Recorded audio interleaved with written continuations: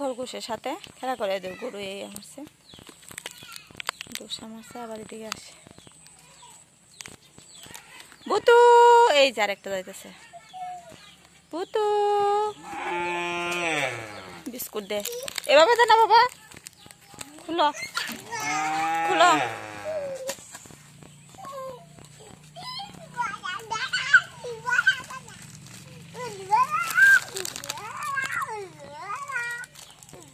এই গরু গরু গরু গরু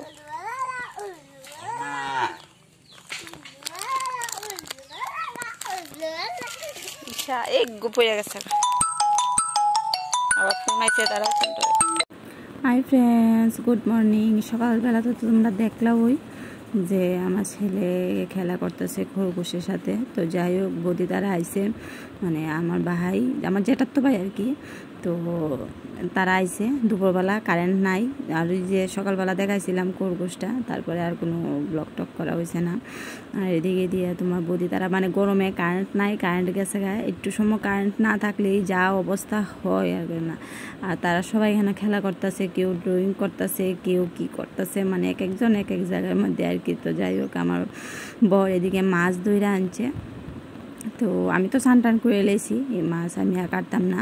আমার বোন যে আইছে, যেটার তো বোন, ও কাটবো আর কি মাছটি। আর আমার ছেলে মাছ দেখলে এত মানে ধরার, মানে মাছের প্রতি এত খাওয়াচ্ছে তোরা, মানে হ্যাঁ মানে দৌড়তো আর কি, এমন অবস্থা। তো যাই হোক, এই যে আমার ছুটি, তাই এখানে মাছ কাটতে বসে আর কি। আর এই যে দেখো কার্পু মাছটা, এটা মানে এটা তো মুখটারে হাঁ করতেছে, একবার ইয়া করতেছে, এটার ভিতরে গিয়ে আমার ছেলে কী করে, আঙ্গুল লুকায় আর কি, এটাই।